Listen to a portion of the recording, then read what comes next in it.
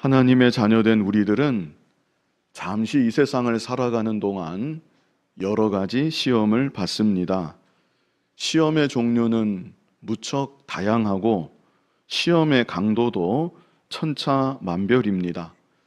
그런데 사실 잘 생각해 보면 우리에게 찾아오는 시험은 매번 비슷한 시험인 경우가 참 많습니다.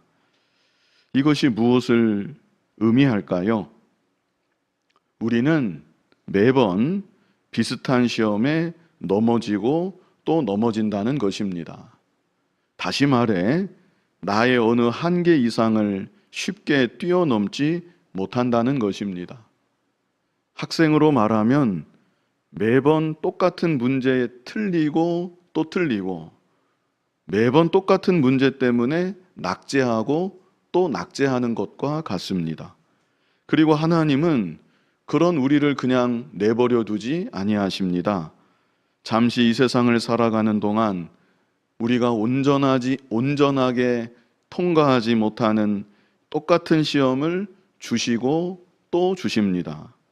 모양만 조금 바꾸어서 응용 문제를 내듯이 주시기도 하고, 때로는 좀 더 어렵게, 좀 더 강하게, 결국 같은 종류의 시험인데 강도만 다르게 해서 주시기도 하고, 그래서 마침내 그런 종류의 시험이라면 넉넉히 통과하는 사람이 되게 하셔서 우리의 믿음이 자라나게 하시고 우리의 부족한 인격도 연단받게 하시고 좀 더 성숙한 하나님의 자녀가 되도록 인도하여 주시는 것입니다. 한번 생각해 보시기 바랍니다. 나에게는 하나님이 주로 어떤 것으로 시험하시는가? 그것이 자기의 약점일 가능성이 매우 높은 것이죠. 주로 어떤 것으로 나를 시험하시는가? 신앙생활을 나름 오래 하셨다고 하면 그동안 나는 하나님께서 주시는 시험에 한 몇 번 정도 온전히 통과하고 합격했는가? 혹시 처음부터 이제까지 여전히 똑같은 시험을 통과하지 못해서 같은 시험을 매번 치르고 또 치르고 있지는 않은가? 이 시간 본문의 다윗은 사실상 같은 종류의 시험을 계속 반복적으로 치르고 있는 가운데 있습니다. 사무엘상 24장에서 치렀었고요. 바로 이어지는 25장에서도, 그리고 이 시간 본문 26장에서도 결국에는 같은 종류의 시험을 하나님께서 다윗에게 연거푸 연속적으로 허락하고 계신 것입니다. 그것은 다름 아닌 내가 나의 손으로 원수를 갚는가 갚지 않는가, 전능하신 하나님께 모든 것을 맡기는가 맡기지 못하는가, 이런 시험이라고 할 수 있겠습니다. 앞에 사무엘상 24장에서는 다윗이 그의 무리와 함께 동굴 안에 숨어 있었는데 그 안으로 사울 왕이 아무것도 모른 채 들어왔습니다. 주변의 신하들은 기회는 이때라고 하면서 다윗에게 어서 사울을 처단하라고 그렇게 독려했습니다. 그러나 다윗은 사울 왕의 겉옷자락만 배웠었지요. 그리고 사울이 이 사실을 전혀 인지하지 못한 채 동굴 밖을 나가서 자기 길을 걸어가고 있을 때 다윗은 등 뒤에서 사울 왕을 큰 소리로 부르고 그 앞에서 엎드려 절했습니다. 그리고 다윗은 지극히 온유하고 겸손한 태도와 말로 사울 왕과 화목하려고 노력했습니다. 이런 모습만 보면 다윗은 하나님의 시험을 단번에 잘 통과한 것 같았습니다. 더 이상 이런 종류의 시험은 다윗에게는 별 의미가 없지 않겠는가? 이런 종류의 시험은 다윗에게는 더 이상 필요치 않을 것처럼 보였습니다. 그러나 사무엘상 25장에서 그렇지 않다는 것이 여실하게 드러났던 것이죠. 다윗은 자기보다 강한 상대, 자기보다 높은 상대 사울 왕을 향해서는 함부로 원수를 갚으려고 하지 않았었습니다.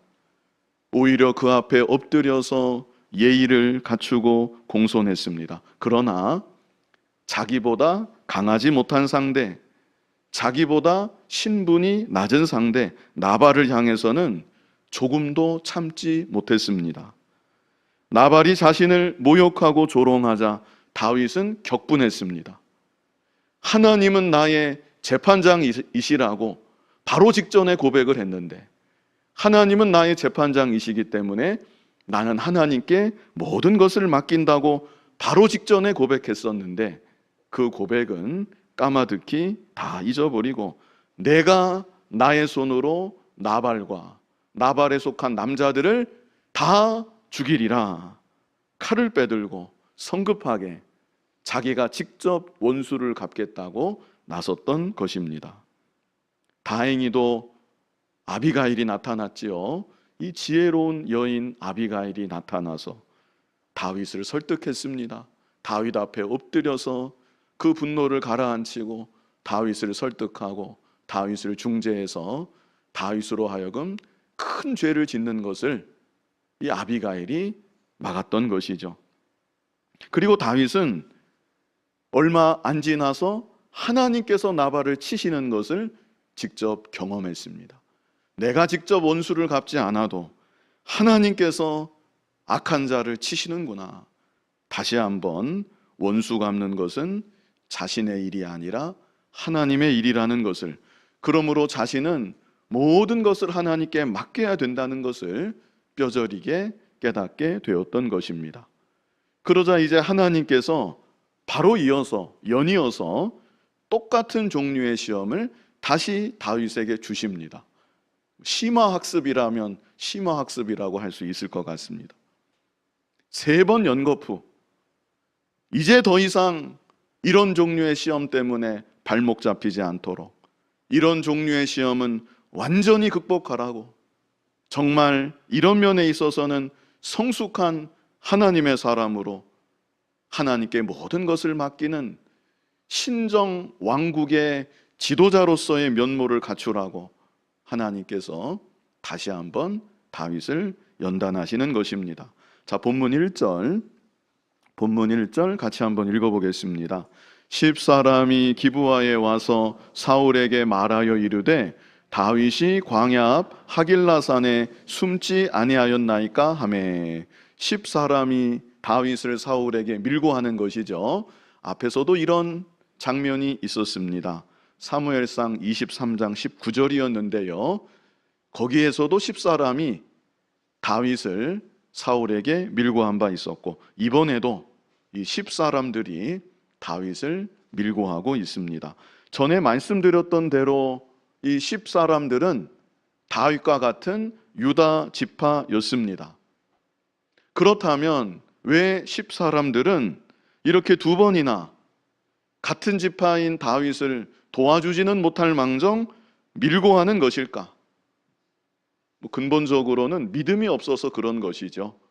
근데 그렇게 하면 답이 너무나 간단하고, 좀 더 구체적으로 왜 다윗을 밀고 했을까? 한 2가지 정도로 생각해 보았습니다. 먼저는 두려움 때문이었습니다. 두려움 때문이었다. 사울이 다윗을 잡아 죽이려 한다는 사실은 온 이스라엘이 알고 있습니다. 그렇기 때문에 다윗을 돕다가 자기들에게 행여라도 불똥이 얼마든지 떨어질 수 있겠기에 자기들이 받을 화가 두려워서 다윗을 밀고 하는 것이죠. 그래도 믿음이 있다면 의의 편에 서고 진리의 편에 서겠는데 이들에게는 그만한 믿음은 없는 것이죠. 게다가 사무엘상 25장 44절에서 사울이 다윗의 아내 미갈을 다른 사람에게 아예 줘버립니다. 이제는 더 이상 사울과 다윗의 관계가 걷잡을 수 없이 이제 틀어지고 있는 것이죠. 이런 사실을 10사람들도 너무나 잘 알았기 때문에 안 그래도 다윗하고 같은 지파라고 오해를 충분히 받을 수 있겠는데, 아닙니다. 우리는 다윗 편이 아닙니다. 사울왕 당신의 편입니다. 이것을 나타내기라도 하듯이 다윗을 밀고 하고 사울왕 편에 완전히 붙었던 것입니다.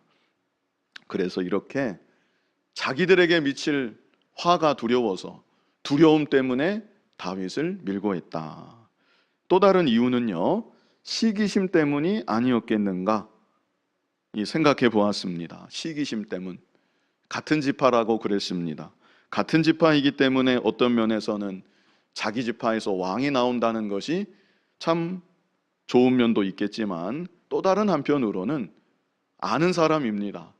이새의 아들이라는 것을 다 알고 있는데 누구는 왕이 되고 누구는 그냥 그저 같은 모습이고, 여기에 인간적으로 시기심을 가질 만하지 않았겠는가. 더구나 바로 앞에서 지혜로운 여인 아비가일이 다윗에게로 갔습니다.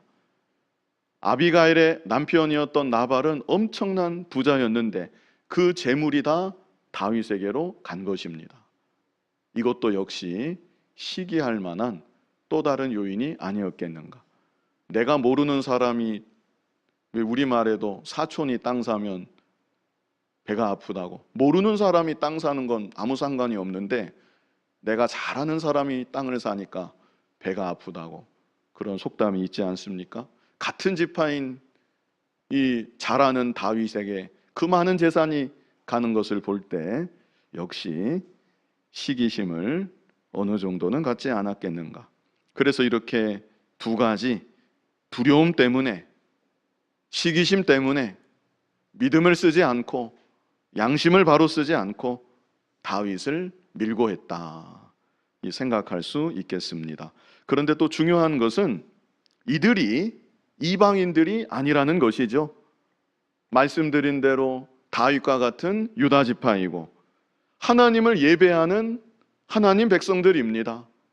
하나님께 속하여 있는 하나님의 언약 백성들입니다.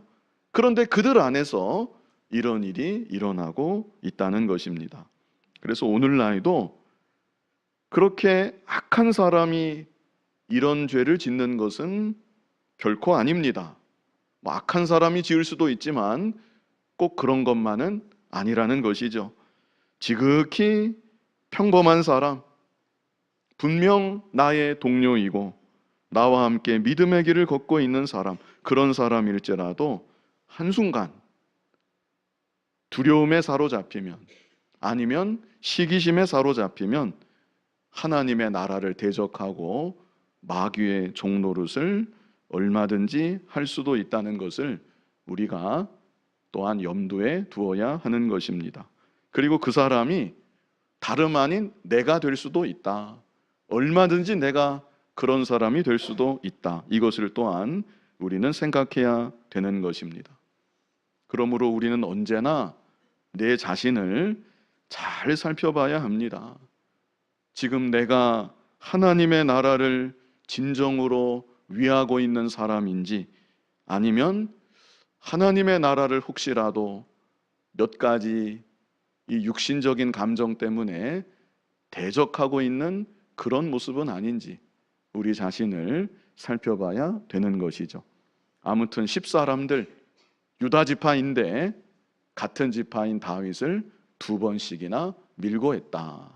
그리고 이어지는 2절, 이제 밀고를 받은 사울이 움직입니다. 우리 2절 같이 읽어보겠습니다. 사울이 일어나 십 광야에서 다윗을 찾으려고 이스라엘에서 택한 사람 3,000명과 함께 십 광야로 내려가서, 이제 사울이 다시 다윗을 추격하기 시작하는 것이죠. 사무엘상 24장 후반부였습니다. 사울이 어떻게 했는지 아마 기억이 나실 것입니다. 사울 왕이 다윗을 향해서 엉엉 울었습니다. 엉엉 울면서 내 아들 다윗아, 너는 나보다 더 의롭구나. 나는 네가 반드시 이 나라의 왕이 될 것을 잘 알고 있다. 그리고 이스라엘 나라는 너로 인하여서 견고하게 서게 될 것을 나는 알고 있다. 사울이 이렇게 다윗에게 직접 고백한 일이 있었습니다. 그리고 다윗에게 덕담을 해주고 얼마나 아름답게 잘 헤어졌었는데 불과 얼마 지나지 않아서 이렇게 다시 사울은 원상태로 돌아온 것이죠. 180도로 바뀌는 듯 했다가 다시 180도로 원상태로 다시 돌아와서 다윗을 죽이려고 전보다도 더 열심을 가지고 총력을 기울이고 있는 사울의 모습이 여기 나타나고 있는 것이죠. 그런데 우리 안에도 이런 모습이 있습니다. 회개하고 돌이켰는데 다시 똑같은 죄를 짓습니다. 정말 내가 잘못했구나. 내가 정말 어리석었구나. 다시는 이런 잘못을 저지르지 말아야 되겠다 하면서 똑같은 잘못을 또 저지르고, 이런 일들이 우리에게도 있는 것이죠. 죄의 힘이 얼마나 강한지 모릅니다. 죄와 더불어서 싸워본 사람만이 죄의 힘이 얼마나 강한지 아는 것입니다. 물살에 떠밀려서 늘 떠내려가는 사람, 물살이 얼마나 센지 모릅니다. 그러나 그 물살을 거슬러 올라가고자 한 번이라도 시도했던 사람, 물살이 얼마나 센지, 물살을 거슬러 올라간다는 것이 얼마나 어려운 일인지 더 분명히 아는 것과 같은 이치입니다. 죄의 힘이 정말로 강합니다. 내 안에 있는 죄성이, 부패성이 얼마나 지독한지 모릅니다. 그러므로 우리는 더욱 철저히 회개해야 되는 것이고, 하나님의 은혜만을 간절히 구해야 되는 것이고, 그래서 하나님의 은혜와 도우심으로 죄를 이겨나아가고 우리의 인격이, 우리의 삶이 실제 변화되어 나아가는 생명의 역사가 있는 참 성도의 모습이 되어야 하는 것입니다. 이제 본문 3절 같이 한번 읽어보겠습니다. 사울이 광야 앞 하길라산 길가에 진친이라. 다윗이 광야에 있더니 사울이 자기를 따라 광야로 들어옴을 알고 그랬죠. 다윗도 사울이 쫓아온다는 것을 이제 알았다는 것이죠. 4절 한번 같이 읽어보겠습니다. 이에 다윗이 정탐꾼을 보내요 사울이 과연 이른 줄 알고. 다윗이 누구를 보냈습니까? 정탐꾼을 보냈습니다.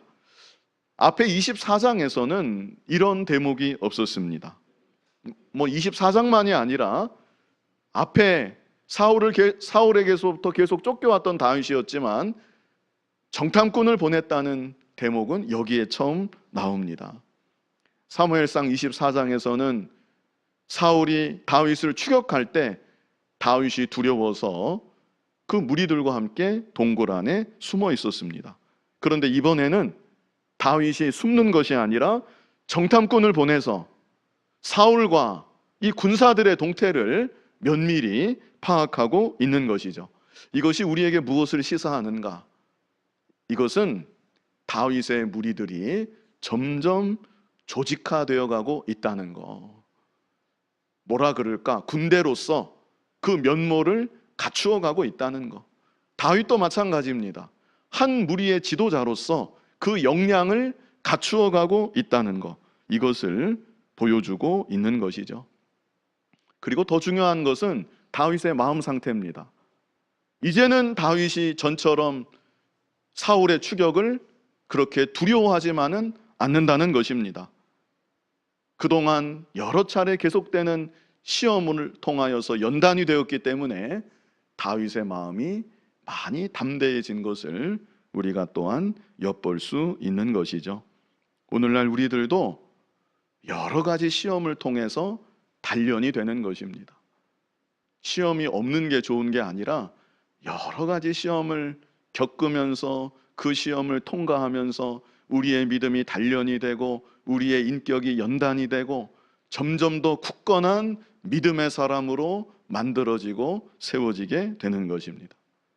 한 가지 예를 들면 처음에는 그 학생들이 고등학교 졸업하고 술자리에서 저 술을 안 마십니다. 이 말 한마디 한다는 게 얼마나 망설여지고 얼마나 어려운 일인지 모릅니다. 그러나 그런 시험을 또 겪고 또 겪고 계속 겪고 그런 상황을 반복해서 겪다 보면 어느 순간에 저는 예수님 믿기 때문에 술을 안 마십니다. 이 말이 참 자연스럽게 나오게 되는 자신의 모습을 발견하게 되는 것이고, 내가 자연스럽기 때문에 받는 사람도 자연스럽게 받습니다. 이것이 말하자면 연단이 되고 담대하게 자라나는 한 가지 모습이라고 할 수 있겠습니다. 다윗이 자라났고 다윗의 무리들도 조직화되어 가고 있다는 것. 자, 5절 말씀 같이 한번 읽어보겠습니다. 다윗이 일어나 사울이 진친 곳에 이르러 사울과 네레 아들 군사령관 아브넬이 머무는 곳을 본즉 사울이 진영 가운데 누웠고 백성은 그를 둘러 진쳤더라. 다윗이 멀리 이 사울의 진영을 본 것이죠. 보았더니 사울이 진영 가운데 누워 있습니다. 이 사울 왕도 이 여간 사소 고생이 아닙니다. 다윗 죽이려고 왕궁에서 잠을 자야 될 왕이 여기까지 나와서 진영 가운데 누워 있는 것이고 백성은 그를 둘러 진치고 있는 것. 다윗이 이 모습을 멀리서 본 것이죠. 그리고 다윗이 말을 하는데요. 6절 같이 읽어보겠습니다. 이에 다윗이 햇사람 아히멜렉과 수르야의 아들 요압의 아우 아비새에게 물어 이르되 누가 나와 더불어 진영에 내려가서 사울에게 이르겠느냐 하니 아비새가 이르되 내가 함께 가겠나이다. 보십시오. 다윗이 얼마나 담대해졌습니까? 지금 3,000명이라 그랬거든요. 특별히 선발된 그냥 일반 군사들도 아니고 사울의 친위대와 같은 이 특별한 병사들인데 이 3,000명이 지금 진을 치고 있습니다. 그런데 다윗이 한번 저 한가운데로 가보자는 것입니다. 숨는 것이 아니라 정탐꾼을 보냈고 이번에는 저 한가운데로 가보자. 누가 나와 가겠는가 하였더니 아비새가 제가 가겠습니다. 제가 따르겠습니다. 그래서 다윗하고 아비새 단 두 사람이 3,000명이 진을 치고 있는 적진의 한가운데로 이제 잠입을 시도하는 것이죠. 자, 7절 말씀 같이 한번 읽어보겠습니다. 다윗과 아비새가 밤에 그 백성에게 나아가 본즉 사울이 진영 가운데 누워 자고 창은 머리곁 땅에 꽂혀 있고 아브넬과 백성들은 그를 둘러 누웠는지라. 자, 이것은 정말 하나님의 특별하신 보호하심과 인도하심이 아닐 수 없는 것이죠. 3,000명이 지금 있는데 한 사람도 깨어나지 않은 것입니다. 다 잠을 자고 있습니다. 그래서 진영 한가운데까지 다윗과 아비새가 들어갈 수 있었던 것이죠. 사울이 아무것도 모르고 한가운데 그냥 누워서 자고 있습니다. 깰 생각을 안 합니다. 그리고 창은 머리곁 땅에 꽂혀 있고 아브넬 이 군사령관, 이스라엘을 현재 대표하는 용장 중에 용장이라고 할 수 있는데 이 아브넬도 자고 있고 백성들, 다른 군사들이죠, 다 사울 왕을 둘러서 누워서 그냥 자고 있는 것입니다. 자, 이때 아비새가 다윗에게 말합니다. 자, 8절 같이 한번 읽어보겠습니다. 아비새가 다윗에게 이르되 하나님이 오늘 당신의 원수를 당신의 손에 넘기셨나이다. 그러므로 청하오니 내가 창으로 그를 찔러서 단번에 땅에 꽂게 하소서. 내가 그를 2번 찌를 것이 없으리이다 하니. 아비새가 뭐라고 합니까? 하나님이 오늘 당신의 원수를 당신의 손에 넘기셨습니다. 나름 믿음을 가지고 하는 말입니다. 이것은 하나님이 당신에게 주신 기회이고 우리에게 주신 기회입니다. 그리고 또 말하기를 그러므로 청하오니 내가 창으로 그를 찔러서 단번에 땅에 꽂게 하소서. 내가 그를 2번 찌를 것이 없으리이다. 자기가 직접 사울 왕을 죽이겠다고 다윗에게 말하고 있는 것이죠. 이때 다윗이 가만히 있을 수도 있습니다. 잠시 딴 곳을 바라보며 못 들은 척 할 수도 있는 것이죠. 그랬다면 이 지긋지긋한 상황은 바로 종료가 되는 것이고 다윗은 왕의 자리에 오르게 되는 것입니다. 다윗이 결국 왕이 되는 것은 하나님의 뜻입니다. 사울은 이미 버림받았고 그 지긋지긋한 계속되는 고난의 상황이 아비새의 한 번 창질로 다 종료가 되고 끝날 수 있는 것입니다. 그리고 이것을 다윗을 따르는 600명의 무리들이 아마 다 원하지 않겠는가. 다윗만 바라보고 600명이 다 따라온 건 아니지만 다 그것을 원하지 않겠는가. 그러나 다윗은 어떻게 했는가. 자, 9절 말씀 같이 읽어보겠습니다. 다윗이 아비새에게 이르되 죽이지 말라. 누구든지 손을 들어 여호와의 기름 부음 받은 자를 치면 죄가 없겠느냐 하고 다윗이 아비새를 적극 막은 것입니다. 이거 망설이다 보면 아비새가 언제 찌를지 그거 모를 텐데 아비새를 적극 막습니다. 그러면서 하는 말이 누구든지 손을 들어 여호와의 기름 부음 받은 자를 치면 죄가 없겠느냐. 하나님께서 세우신 하나님의 종인데 하나님의 종을 치면 누가 되었든지 죄가 있다. 무슨 의도로 그렇게 했든지 죄가 있다. 다윗이 이 사실을 지금 말하고 있는 것입니다. 그리고 이어지는 10절 같이 읽어보겠습니다.